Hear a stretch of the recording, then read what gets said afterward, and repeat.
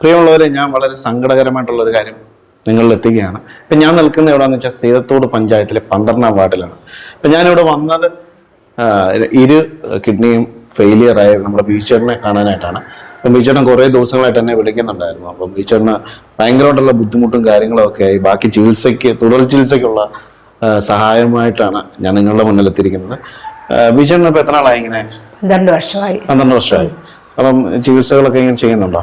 ചികിത്സകൾ 1.5 വർഷം കൊണ്ട് ഡയാലിസിസ് ചെയ്യുന്നുണ്ട്. പിന്നെ ഇതിനിടയ്ക്ക് റാന്നി മർത്തോമല ചെയ്യുന്നത് 3-4 ഡയാലിസിസ് വീതം ചെയ്തു വരുന്നു ആഴ്ചയിൽ.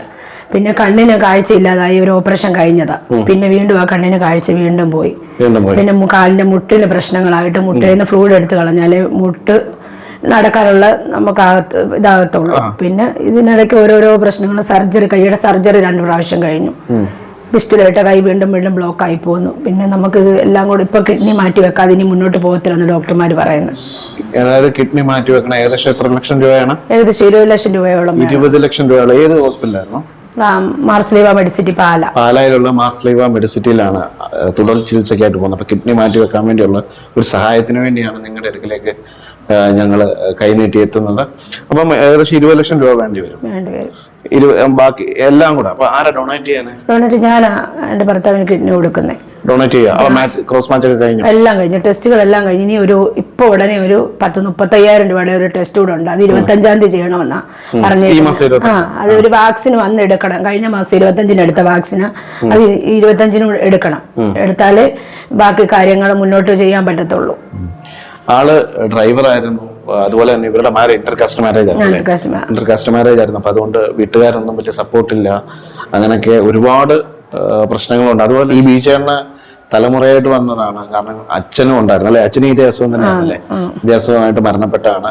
പിന്നെ ഇപ്പം മോനും അതിന്റെ സിംറ്റംസ് ഒക്കെ കഴിഞ്ഞ വർഷം കാണിച്ചു തുടങ്ങിയിട്ടുണ്ട്. അപ്പം വേറൊരു നിവൃത്തിയില്ല. ആകെയുള്ള വണ്ടി ഓടിച്ചു കിട്ടുന്ന വരുമാനത്തിലായിരുന്നു ഈ ഒരു കുടുംബം കഴിഞ്ഞു പോകുന്നത്. നമുക്ക് താമസിക്കാൻ ഒരു ഇതില്ലാതായി. ഇപ്പൊ ഈ വീടും ഇവരുടെ ഫാദറിന്റെ പേരിലുള്ള വസ്തുവായിരുന്നു. അത് അവര് അന്ന് അസുഖത്തിന് വേണ്ടി അത് പണയം വെച്ച് അതും ജപ്തിയായി. നമുക്ക് ഇവിടെ നിൽക്കാനുള്ളൊരു ഇല്ല. ഇനി ഇവിടുന്ന് നമ്മൾ ഇറങ്ങിപ്പോയാൽ ഈ വയ്യാത്ത ഈ ആളിനെയും കൊണ്ട് ഞാൻ ഇവിടെ പോകുന്ന അറിയത്തില്ല. 3 മക്കളുണ്ട്.